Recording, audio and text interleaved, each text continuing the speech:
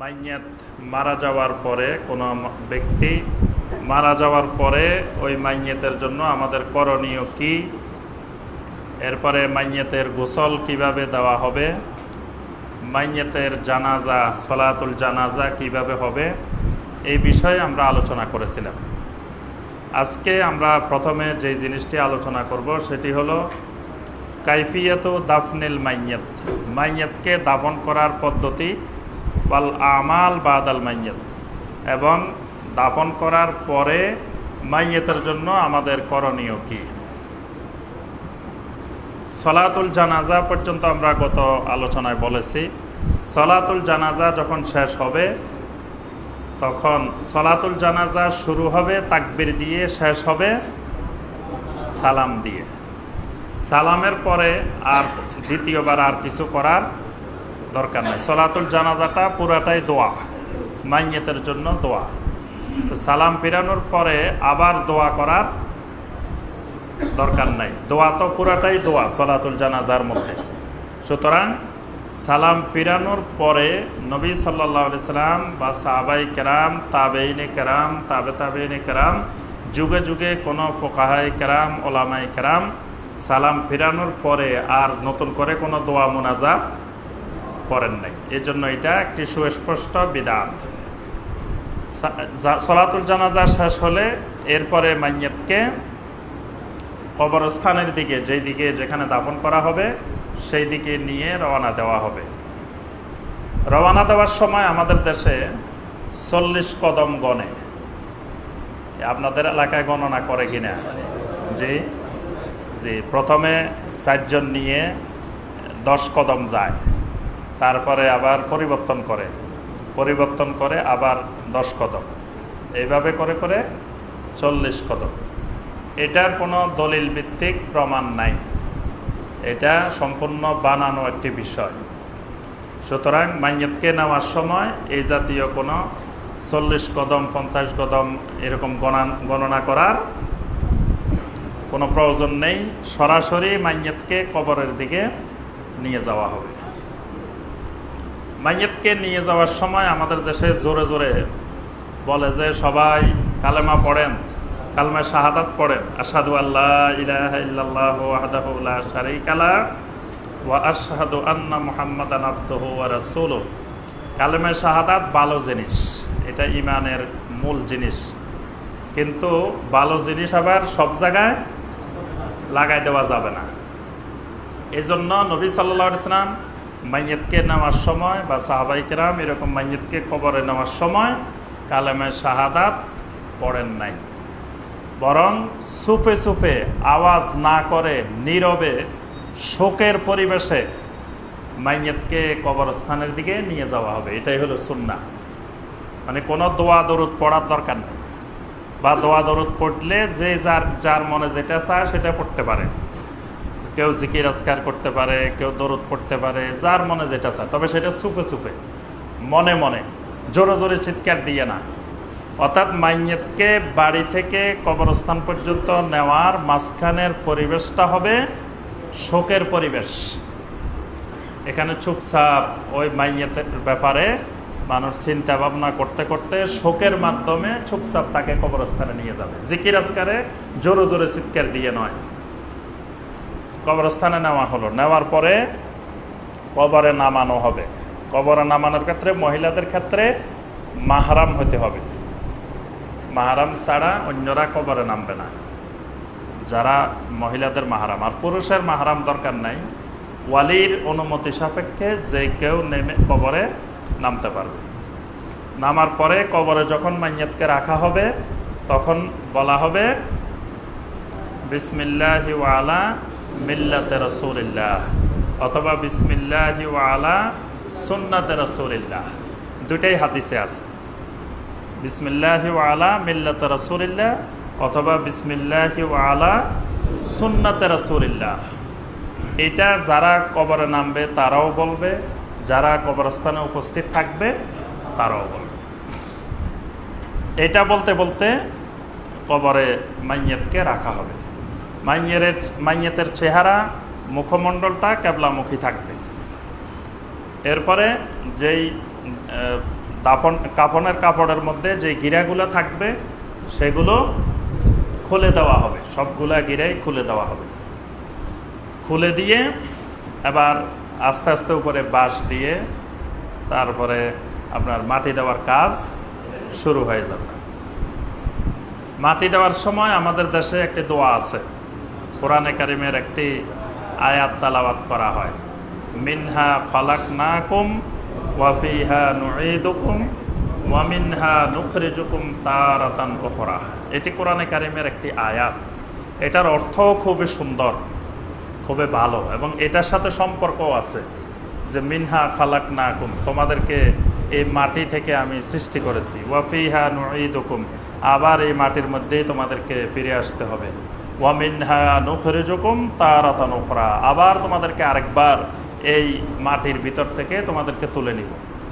অর্থটা তো খুবই সুন্দর, কিন্তু নবী সাল্লাল্লাহু আলাইহি সাল্লাম, সাহাবাই কেরাম কখনো মাইয়্যিতকে মাটি দেওয়ার সময় এই আয়াতে কারিমা তালাওয়াত করেন নাই। এজন্য যতই সুন্দর হোক এটাকে এখানে দোয়া বানানো যাবে না। এই জন্য আমরা যখন মাটি দিব তখন বিসমিল্লাহ বলে মাটি দিব, মানে মাটিটা নেওয়ার সময় বিসমিল্লাহ বিসমিল্লাহ বলে এক মুঠ মাটি দিলেই হবে। আবার মিনহা খালাকনাকুম বলি একটা, ওয়া ফিহা নুঈদুকুম বলে আরেকটা, ওয়া মিনহা নুখরিজুকুম তার তিনবার, তিনটা বলে তিনটা, এরকম কোনো নিয়ম কানুন নাই। এজন্য কোনো নিয়ম কানুনের দরকার নাই, শুধু বিসমিল্লাহ বলে আপনি এক মুষ্টি নিলেন, নিয়ে দিয়ে দিলেন, বাস। এইভাবে সবাই মাটি দেওয়া হলো। মাটি মূল জায়গা থেকে 1 বিঘা উঁচু হওয়া পর্যন্ত মাটি দেওয়া হবে, মানে মূল মাটি যেটা থাকবে সমান তার থেকে 1 বিঘা আধা হাত উপরে পর্যন্ত এটা প্রথম নতুন কবর উঁচু থাকবে, এর বেশি উঁচু করা যাবে না। এই উঁচুটা পরবর্তীতে বৃষ্টি হলে, তারপরে পরবর্তীতে ঘাস টাস উঠলে এটা নেমে যাবে, নেমে পরবর্তীতে সমান হয়ে যাবে। এই জন্য কবরকে উঁচু বানানো যাবে না, কবরকে উঁচু বানানো হারাম। এরপরে এই মাটি দেওয়ার কাজ শেষ। এখন যারা মাটি দেওয়ার কাজে অংশগ্রহণ করবে তারা সবাই চলে যাবে। যাওয়ার সময় মাইয়্যিতের জন্য দোয়া করতে করতে যাবে। আল্লাহ রাসূল সাল্লাল্লাহু আলাইহি সাল্লাম যখন মাইয়্যিতের দাফন শেষ করতেন, কানা রাসূলুল্লাহ সাল্লাল্লাহু আলাইহি ওয়াসাল্লাম ইজা ফারাগা মিন দাফানিল মাইয়্যিত ওয়াকাফা আলাইহি, নবী সাল্লাল্লাহু আলাইহি সাল্লাম সেখানে অবস্থান করতেন। কিছুক্ষণ অবস্থান করে নবী সাল্লাল্লাহু আলাইহি সাল্লাম বলতেন, ইস্তাগফিরু লিআখিকুম, তোমাদের ভাইয়ের জন্য তোমরা ইস্তিগফার করো, ওয়াসালু লাহু তাসবিত ফাইন্নাহু লান ইউসআল, এবং তোমাদের ভাই যাতে এখন তার প্রতি যে প্রশ্ন করা হবে সেই প্রশ্নের উত্তরে যাতে সাবেত থাকতে পারে, দৃঢ় থাকতে পারে, সেই জন্য তোমরা দোয়া করো। তাহলে নবী সাল্লাল্লাহু আলাইহি সাল্লাম নির্দেশ দিলেন ইস্তিগফার করো এবং তার জন্য তাসবিতের দোয়া করো। 2টা দোয়া করতে বলছেন নবী সাল্লাল্লাহু আলাইহি সাল্লাম, একটা হলো তার জন্য ইস্তিগফার করো তোমাদের ভাইয়ের জন্য, আর একটা হলো তার জন্য তাসবিতের দোয়া করো, তাসবিত। আচ্ছা, নবী সাল্লাল্লাহু আলাইহি সাল্লাম নির্দেশ দিলেন, নবী সাল্লাল্লাহু আলাইহি সাল্লামকে এটার পদ্ধতি শিখাই দেন নাই কিভাবে করতে হবে? তাহলে এই দোয়াটা নবী সাল্লাল্লাহু আলাইহি সাল্লাম সাহাবায়ে কেরামদেরকে যেই পদ্ধতিতে শিক্ষা দিয়েছেন সেই পদ্ধতিতেই করতে হবে। তা আমরা কি করি, সবাইকে বলি যে কবর দেওয়া শেষ হোক, সবাই বসে থাকেন, সবাই কবরস্থানে বসে থাকে। বসে থাকার পরে যখন মাটি দেওয়া শেষ হয় তখন বলে যে সবাই একবার আলহামদু পড়েন, 3 বার কুল হুয়াল্লাহ পড়েন, 11 বার দরুদ শরীফ পড়েন, এটা পড়েন, ওইটা পড়েন। পড়ার পরে একজনের নেতৃত্বে সম্মিলিতভাবে মাইয়্যিতের জন্য দোয়া। এই পদ্ধতিটা সুন্নত সমর্থিত দোয়া নয়। সুন্নত সমর্থিত দোয়া হলো নবী সাল্লাল্লাহু আলাইহি সাল্লাম যেটি শিখিয়েছেন, মাইয়্যিতের জন্য 2টা দোয়া করতে হবে, আল্লাহুম্মা গফির লাহু, আল্লাহুম্মা সাব্বিতহু।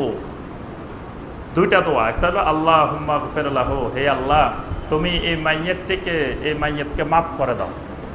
আল্লাহুম্মা সাব্বিতহু, হে আল্লাহ তুমি এই মাইয়্যিতকে সাবিত রাখো, তাসবিত রাখো। নবী সাল্লাল্লাহু আলাইহি ওয়াসাল্লাম যেটা বলছেন, একটা ইস্তিগফার করো আর একটা তার জন্য তাসবিতের দোয়া করো।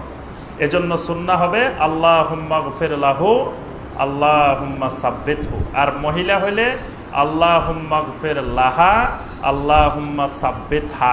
তবে আল্লাহুম্মা গফির লাহু বললেও জায়েজ হবে, অসুবিধা নেই।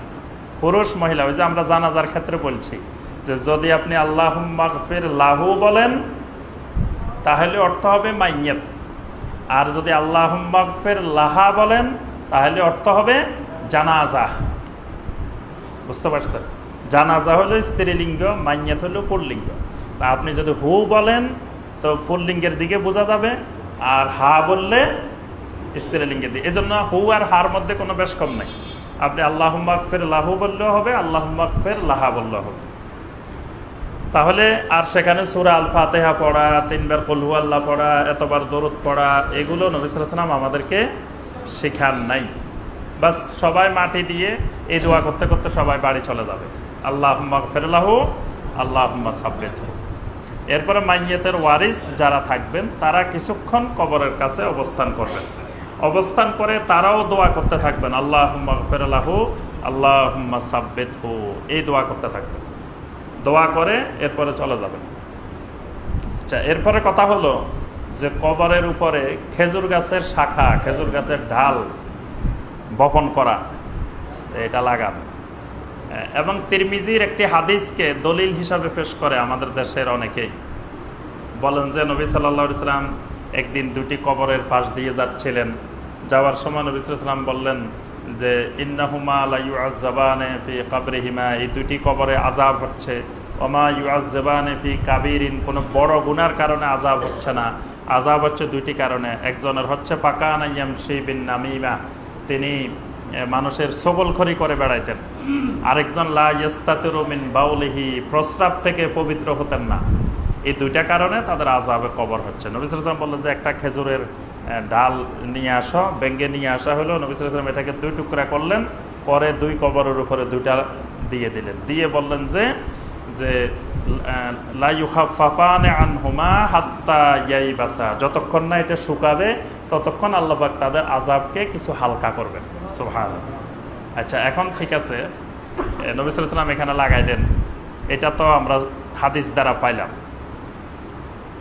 তিরমিজির হাদিস, এবং হাদিসটি দঈফ, দুর্বল হাদিস। আচ্ছা, তাও যদি আমরা দুর্বল এই হাদিসটির উপরে আমল করতে যাই, নবী সাল্লাল্লাহু আলাইহি ওয়াসাল্লাম এখানে খেজুরের শাখাটায় ডালটা লাগাইছেন নতুন কবরে না পুরান কবরে?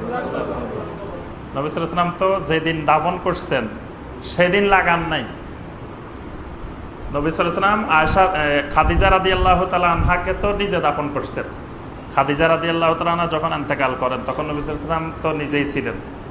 নবী সাল্লাল্লাহু আলাইহি ওয়াসাল্লাম আরো কত সাহাবীকে দাফন করছেন। যেদিন দাফন করছেন নতুন কবরে, সেখানে তো নবী সাল্লাল্লাহু আলাইহি ওয়াসাল্লাম খেজুর গাছের ডাল লাগান নাই। দ্বিতীয় কথা হলো, নবী সাল্লাল্লাহু আলাইহি ওয়াসাল্লাম অন্য কোনো কবরে লাগান নাই, শুধুমাত্র এই 2টা কবরে লাগিয়েছেন।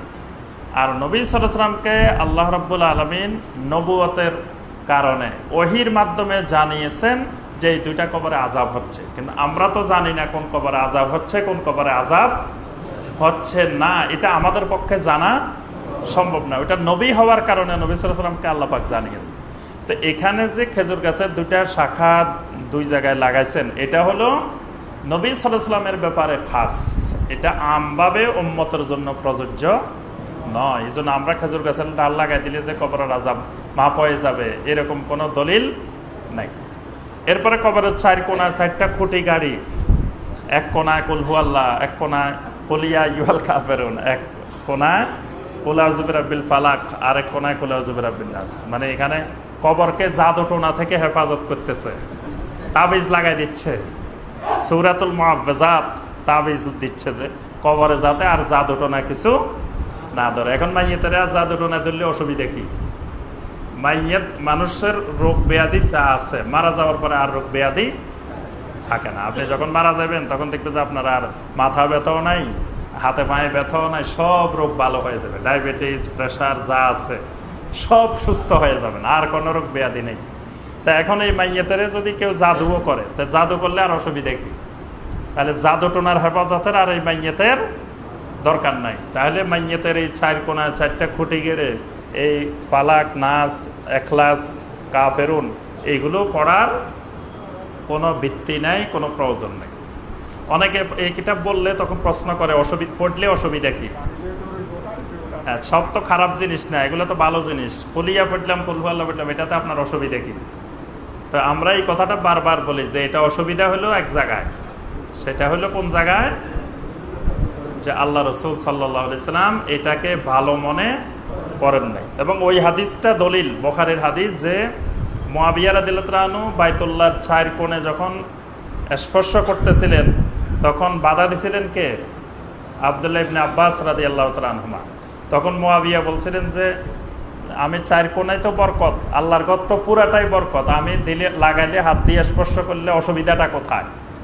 তখন আব্দুল্লাহ ইবনে আব্বাস রাদিয়াল্লাহু তাআলা আনহু বলছেন যে অসুবিধা এক জায়গায় আছে, সেটা হলো লাকাদ কানা লাকুম ফি রাসূলিল্লাহি উসওয়াতুন হাসানা, আল্লাহর রাসূলের মধ্যেই আছে তোমাদের জন্য উসওয়ায়ে হাসানা। তো আল্লাহ রাসূল যার মধ্যে উসওয়ায়ে হাসানা, তিনি 4 কোণ স্পর্শ করেন নাই। আপনি স্পর্শ করার অর্থ হলো নবী সাল্লাল্লাহু আলাইহি ওয়াসাল্লাম এই কোণা স্পর্শ করলে যে বরকত আছে এটা আল্লাহ রাসূল বুঝতে পারেন নাই, আপনি মুআবিয়া বুঝে গেছেন, মানে নবী সাল্লাল্লাহু আলাইহি ওয়াসাল্লামের থেকে একটু বেশি বুঝে গেছেন। এটাই হলো সমস্যা। তো এই 4 কুল পড়লে যে কোনো বরকত ফায়দা কিছু হবে, এটা আল্লাহ রাসূল সাল্লাল্লাহু আলাইহি ওয়াসাল্লাম যেহেতু বুঝতে পারেন নাই, তা আমি তো নবী সাল্লাল্লাহু আলাইহি ওয়াসাল্লামের থেকে বেশি বোঝার দরকার নেই। সমস্যা এই জায়গায়। এই জন্য আমরা এটাই এতেকাদ, এটাই সুন্নাহ যে লাকাদ কানা লাকুম ফি রাসূলিল্লাহি উসওয়াতুন হাসানা, আল্লাহ রাসূলের মধ্যেই আছে উসওয়ায়ে হাসানা। বাস, এবার দাফন শেষ, মাইয়াতকে কবরে রাখা হলো, দোয়া হয়ে গেল। এরপরে যে কাজটি সেটি হলো মাইয়াতের জন্য 2টি কাজ ওয়ারিসেরা করবে, দোয়া এবং সদাকা। আর অন্য মুসলিম করবে শুধুমাত্র দোয়া। কারণ হলো অন্য মুসলিমকে তো আর সম্পদ দিয়ে যাবে না। মাইয়াত মারা যাওয়ার পরে অন্য মুসলিম শুধু দোয়া করবে, আর মাইয়াতের যারা ওয়ারিস থাকবেন তারা তো মাইয়াতের সম্পদ পাবেন, এই জন্য মাইয়াতের সম্পদ থেকে তারা সদাকা করবেন। সূরা আল হাশরের 10 নম্বর আয়াত আল্লাহ পাক বলছেন, ওয়াল্লাযীনা জাউ মিন বাদিহিম ইয়াকুলুনা রাব্বানা ইগফির লানা ওয়া লিইখওয়ানিনাল্লাযীনা সাবাকুনা বিল ঈমান। আল্লাহ পাক বলেন, যারা পরবর্তীতে আসবে দুনিয়াতে তারা সবসময় আল্লাহর কাছে দোয়া করতে থাকবে, রব্বানা ইগফির লানা, রব্বুল আলামিন তুমি আমাকে মাফ করে দাও, আমাদেরকে মাফ করে দাও।